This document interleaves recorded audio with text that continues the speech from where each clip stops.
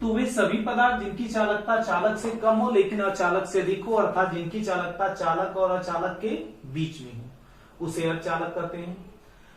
अब अर्धचालक जैसे जर्मेनियम और सिलिकॉन, ये भी बताया गया आपको, इतना आपको पहले बता दिया गया था। अर्धचालक मतलब जिनकी चालकता चालक और अचालक के बीच में हो, उसे हम अर्धचालक कहते हैं। अर्धचालक कितने प्रकार का होता है? Kinds of semiconductor. अर्धचालक के प्रकार देखिए, अर्धचालक मुख्यतः दो प्रकार के होते हैं, एक निज या शुद्ध अर्धचालक। निज मतलब intrinsic, intrinsic or pure semiconductor, intrinsic or pure semiconductor. देखिए जो जर्मेनियम और सिलिकॉन है अपने अगर शुद्ध अवस्था में है, मतलब उसमें कोई अशुद्धि न हो, जर्मेनियम या सिलिकॉन जो अर्धचालक है, जर्मेनियम और सिलिकॉन अपने शुद्ध अवस्था में क्या कहलाते हैं? अपने शुद्ध अवस्था में निज या शुद्ध अर्धचालक कहलाते हैं। तो जर्मेनियम और सिलिकॉन को जब शुद्ध अवस्था में लेते हैं तो इसे निज या शुद्ध अर्धचालक कहते हैं। ये जो निज या शुद्ध अर्धचालक होते हैं, अगर इनका परम शून्य ताप पर मतलब 0 केल्विन पर देखा जाए तो ये अचालक की तरह व्यवहार करते हैं, इंसुलेटर की तरह व्यवहार करते हैं। जब ये अचालक की तरह व्यवहार करते हैं मतलब इनकी चालकता बहुत कम होती है। 0 केल्विन पर ये अचालक की तरह व्यवहार करते हैं, ताप बढ़ाने पर इनकी चालकता थोड़ी बढ़ने लगती है, लेकिन इतना नहीं बढ़ती कि इनका उपयोग किया जा सके, व्यवहारिक उपयोग हो। इसलिए इनकी चालकता हम बढ़ाते हैं, और बढ़ाने के लिए क्या करते हैं? एक दूसरे अर्धचालक का प्रयोग करते हैं जिसे वाह्य या अशुद्ध अर्धचालक कहा जाता है। कहने का मतलब जर्मेनियम और सिलिकॉन अपने शुद्ध अवस्था में क्या है? निज या शुद्ध अर्धचालक है। इनकी चालकता 0 केल्विन पर नहीं होती, मतलब 0 केल्विन पर ये अचालक की तरह व्यवहार करते हैं। लेकिन जैसे जैसे हम ताप बढ़ाते हैं, 0 केल्विन का मतलब -273 डिग्री सेंटीग्रेड, ताप बढ़ाते हैं, कमरे के ताप पर आते हैं तो कुछ संयोजी बंध टूटते हैं, लेकिन टूटते हैं या इनकी चालकता थोड़ी बढ़ जाती है। चालकता बढ़ती तो है लेकिन इतनी नहीं होती कि इनका व्यवहारिक उपयोग हम कर सकें। इसी कारण हम क्या करते हैं? निज या शुद्ध अर्धचालक में हम अशुद्धियां मिलाते हैं, डोपिंग करते हैं, अशुद्धि मिलाना। क्या करते हैं? जब निज या शुद्ध अर्धचालक में पंच संयोजी का मतलब यहां पर है जिसके बाहरी कोष में 5 इलेक्ट्रॉन, 5 इलेक्ट्रॉन वाले तत्व, या त्रिसंयोजी ट्राइवैलेंट। यहां देखिए त्रिसंयोजी का मतलब जिनके बाहरी कोष में 3 इलेक्ट्रॉन हो। पंचसंयोजी से यहां आपको बस ये मतलब है कि जिसके बाहरी कोष में 5 इलेक्ट्रॉन है उसे मिला दिया जाए, या जिसके बाहरी कोष में 3 इलेक्ट्रॉन है इसे मिला दिया जाए।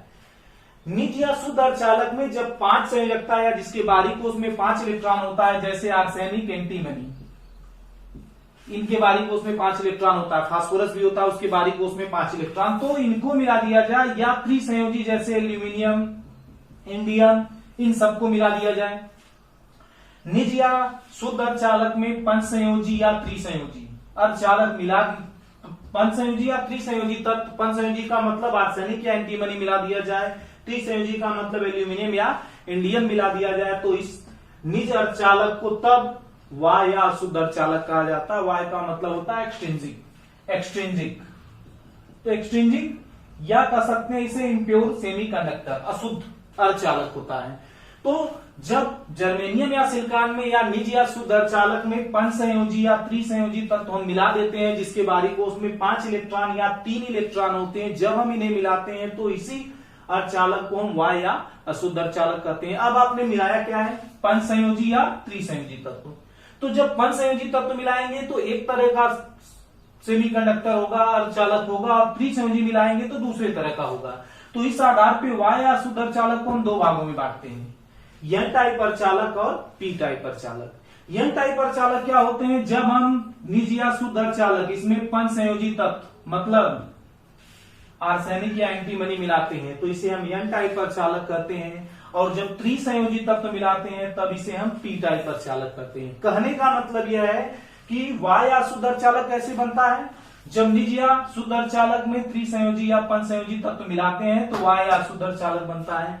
वाह्य या शुद्ध अर्धचालक 2 प्रकार के होते हैं, एन टाइप अर्धचालक और पी टाइप अर्धचालक। एन टाइप अर्धचालक क्या होता है? जब निज अर्धचालक में वही पंचसंयोजी तत्व मिलाते हैं तब इसे हम एन टाइप अर्धचालक कहते हैं, और जब त्रिसंयोजी तत्व मिलाते हैं तब हम इसे पी टाइप अर्धचालक कहते हैं, पी टाइप अर्धचालक कहते हैं। तो अर्धचालक 2 प्रकार के हुए, निज या शुद्ध अर्धचालक, दूसरा वाह्य या अशुद्ध अर्धचालक। वाह्य या शुद्ध अर्धचालक 2 प्रकार का हुआ, एन टाइप और पी टाइप। एन टाइप कब होता है? जब निज अर्धचालक में पंचसंयोजी तत्व मिलाते हैं तो एन टाइप पर चालक कहते हैं, और त्रिसंयोजी तत्व मिलाते हैं तो पी टाइप पर चालक कहते हैं।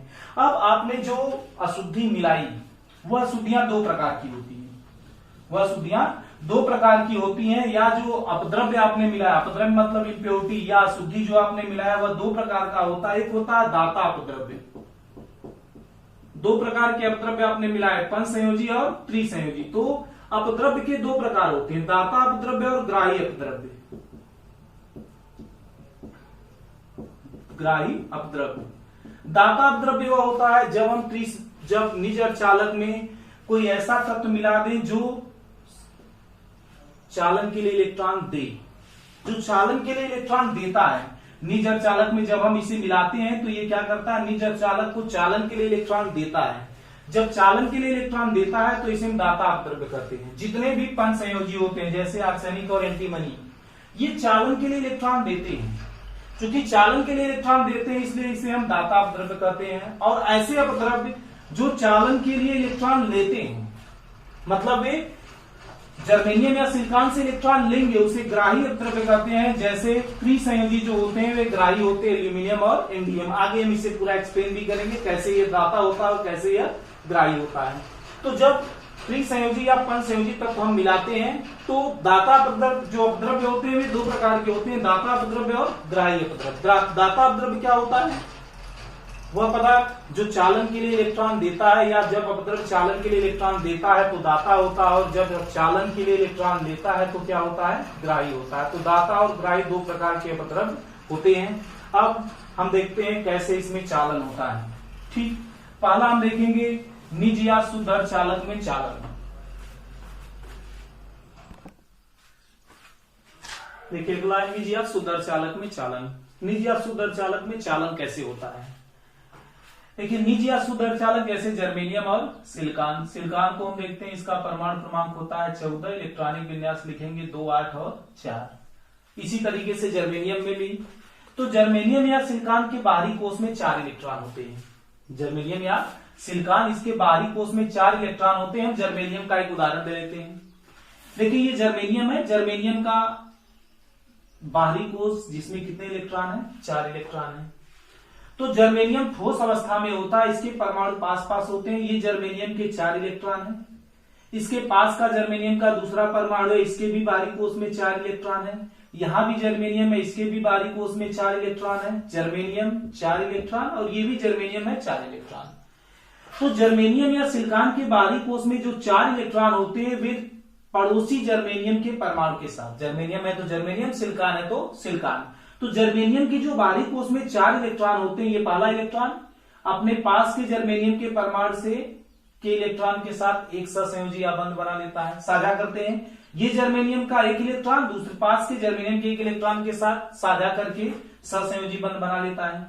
ये दूसरा इलेक्ट्रॉन, ये तीसरा इलेक्ट्रॉन और ये चौथा इलेक्ट्रॉन। मतलब प्रत्येक जर्मेनियम का जो परमाणु होता है आसपास के 4 जर्मेनियम के परमाणु से, ये जो जर्मेनियम का परमाणु है आसपास के 4 जर्मेनियम के परमाणु से 4 सहसंयोजी आबंध बनाते हैं, 4 सहसंयोजी आबंध बना लेते हैं। मतलब जर्मेनियम या सिलिकॉन जो होते हैं इस सहसंयोजी आबंध के कारण इनमें चालन के लिए इलेक्ट्रॉन नहीं होता।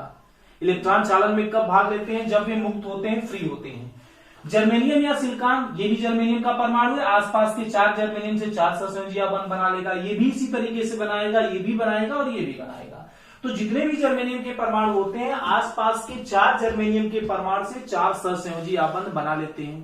तो चालन के लिए कोई इलेक्ट्रॉन मुक्त नहीं है, चालन के लिए कोई भी इलेक्ट्रॉन मुक्त नहीं है, कह सकते हैं। तो 0 केल्विन पर कोई भी इलेक्ट्रॉन चालन के लिए मुक्त नहीं होता। तो ये जो निज या शुद्ध अर्धचालक होते हैं वे 0 केल्विन पर अचालक की तरह व्यवहार करते हैं। किसकी तरह व्यवहार करते हैं, अचालक की तरह व्यवहार करते हैं। जैसे जैसे हम ताप बढ़ाते हैं तो उसमें विक्षोभ के कारण, उष्मा बढ़ने के कारण, ताप बढ़ने के कारण कुछ सहसंयोजी बंध टूट जाते हैं। जैसे जैसे हम ताप बढ़ाते हैं तो इन सहसंयोजी बंधों में से कुछ सहसंयोजी आबंध टूटते हैं।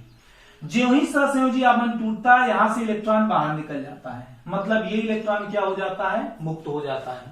अब ये इलेक्ट्रॉन मुक्त हो जाता है तो वैद्युत क्षेत्र लगाने पर ये इलेक्ट्रॉन वैद्युत क्षेत्र के विपरीत दिशा में गति करते हैं और चालन में भाग लेते हैं या हमें वैद्युत धारा प्राप्त होती है। तो जो ही हम क्या करते हैं, वैद्युत क्षेत्र लगाते हैं, जो ही हम जैसे जैसे ताप बढ़ता जाता है, ताप बढ़ने के कारण क्या होता है, कुछ सहसंयोजी आबंध टूटते हैं।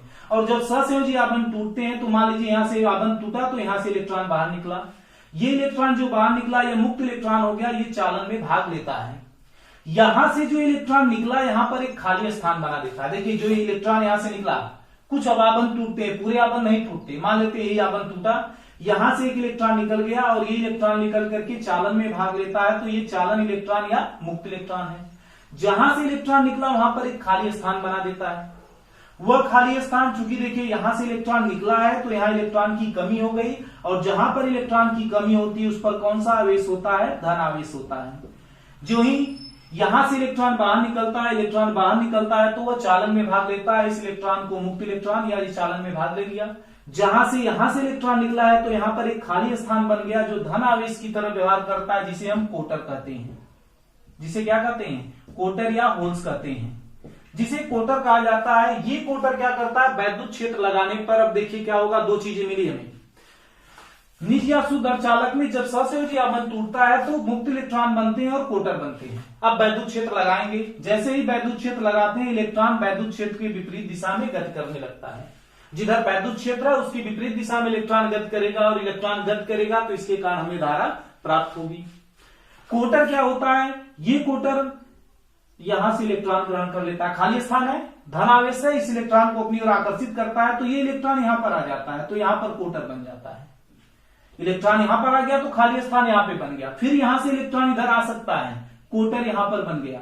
तो ये कोटर इस तरीके से भी चालक में क्या करते हैं, गति करते हैं। तो वैद्युत क्षेत्र लगाने पर हमें क्या प्राप्त होता है, मुक्त इलेक्ट्रॉन और कोटर ये दोनों गति करते हैं। मुक्त इलेक्ट्रॉन वैद्युत क्षेत्र के विपरीत दिशा में, वैद्युत क्षेत्र के विपरीत दिशा में, और कोटर वैद्युत क्षेत्र की दिशा में, क्योंकि कोटर पर कौन सा आवेश है, धन आवेश है। तो मान लेते हैं अगर हम वैद्युत क्षेत्र लगाते हैं, जो ये आपको पता है जितना सहसंयोजी आबंध टूटता है उतने ही कोटर बनते हैं, उतने ही मुक्त इलेक्ट्रॉन बनते हैं। कहने का मतलब यह है कि निज या शुद्ध अर्धचालक में मुक्त इलेक्ट्रॉन और कोटर दोनों की सांद्रता समान होती है, क्योंकि सहसंयोजी आबंध जहां से टूटेगा वहां से इलेक्ट्रॉन निकलेगा और उसी जगह पर कोटर बन जाएगा। जितने इलेक्ट्रॉन निकलेंगे उतने कोटर बनेंगे, मतलब इलेक्ट्रॉन की सांद्रता Ne और कोटर की सांद्रता NH दोनों आपस में बराबर होते हैं। क्यों बराबर होते हैं, क्योंकि जितना इलेक्ट्रॉन निकलेगा उतने ही कोटर हमें मिलेंगे। तो इलेक्ट्रॉन और कोटर की सांद्रता क्या होती है, समान होती है। जितने इलेक्ट्रॉन निकलते हैं उतने ही कोटर बनते हैं। अब मान लेते हैं वैद्युत क्षेत्र लगाते हैं, जो ही हमने वैद्युत क्षेत्र लगाया, वैद्युत क्षेत्र की दिशा यह है, तो इलेक्ट्रॉन किधर गति करेगा, इलेक्ट्रॉन अगर यह है तो इलेक्ट्रॉन गति करता है वैद्युत क्षेत्र के विपरीत दिशा में, इलेक्ट्रॉन इधर गति करेगा। ये इलेक्ट्रॉन की गति की दिशा है और वैद्युत धारा इलेक्ट्रॉन की गति के विपरीत दिशा में होगी, तो ये I है। इलेक्ट्रॉन वैद्युत क्षेत्र के विपरीत दिशा में गति करेगा और धारा इलेक्ट्रॉन के विपरीत दिशा में बहती है, तो ये धारा की दिशा हो गई। कोटर जिसे हम खाली स्थान है तो इस तरह से बस गोला बनाते हैं, और जब रंग देते हैं तो मुक्त इलेक्ट्रॉन है, खाली छोड़ते हैं तो कोटर है। कोटर वैद्युत क्षेत्र की दिशा में गति करेगा और धन आवेश जिधर गति करते हैं धारा उसी दिशा में बहती है। मतलब मुक्त इलेक्ट्रॉन वैद्युत क्षेत्र की विपरीत दिशा में जाता है तो इलेक्ट्रॉन I की दिशा वैद्युत क्षेत्र की दिशा में है और IH की भी दिशा वैद्युत क्षेत्र की दिशा में, अर्थात इसमें कुल धारा I बराबर हो जाएगा IE प्लस IH। कहने का मतलब इलेक्ट्रॉन और कोटर के गति के कारण जो धारा प्राप्त होती है दोनों की दिशा एक ही होती है, और तो धारा आपस में क्या करता है, जुड़ जाता है। अब ये बताया गया कि जब ताप बढ़ाते हैं तो होता क्या है, कुछ सहसंयोजी आबंध टूटते हैं, मुक्त इलेक्ट्रॉन और कोटर बनते हैं। लेकिन कमरे के ताप पर, सामान्य ताप पर 25 डिग्री सेंटीग्रेड या कमरे के ताप पर इसी के आसपास लगभग 10⁹ परमाणुओं में से एक सहसंयोजी आबंध टूटता है। मतलब 10⁹ परमाणु होंगे तो उसमें से एक ही बंध टूटेगा, एक बंध टूटेगा तो एक इलेक्ट्रॉन और एक कोटर मिलेगा। मतलब 10⁹ परमाणुओं में से एक ही सहसंयोजी आबंध टूटा। इसका अर्थ यह है कि टूटने वाले सहसंयोजी आबंधों की संख्या बहुत कम होती है। जब टूटने वाले सहसंयोजी आबंधों की संख्या बहुत कम होती है तो इनमें चालन भी बहुत कम होता है। इसी कारण हम चालन को बढ़ाने के लिए इसमें अशुद्धियां या अपद्रव्य मिलाते हैं। तो इनका चालन कम क्यों होता है, क्योंकि इनका चालन सहसंयोजी आबंध के टूटने के कारण होगा। और सहसंयोजी आबंध टूटेंगे कैसे, 10⁹ में से लगभग एक ही आबंध टूटेगा। जब 10⁹ में से एक आबंध टूटेगा तो मुक्त इलेक्ट्रॉनों और कोटरों की संख्या बहुत कम होती है, इसी कारण इनका चालन भी बहुत कम होता है। तो इनका चालन बढ़ाने के लिए हम क्या करते हैं, निज या शुद्ध अर्धचालक मिलाते हैं। निज या शुद्ध अर्धचालक में क्या मिलाते हैं, अपद्रव्य मिलाते हैं, या तो पंचसंयोजी या त्रिसंयोजी। पंचसंयोजी मिलाते हैं तो एन टाइप अर्धचालक कहा जाता है, और त्रिसंयोजी मिलाया जाता है तो पी टाइप अर्धचालक कहा जाता है। अब हम क्या करेंगे, ध्यान दीजिए, कुछ महत्वपूर्ण बातें हैं। निज या शुद्ध अर्धचालक में चालन ससंयोजी आबंधों के टूटने के कारण होता है। जितनी सांद्रता इलेक्ट्रॉन की होती है उतनी ही कोटर की होती है। कुल धारा IE प्लस IH होता है। साथ साथ इनकी चालकता बहुत कम होती है, क्योंकि 10⁹ में से लगभग 10⁹ परमाणुओं में से एक ही सहसंयोजी आबंध टूटता है।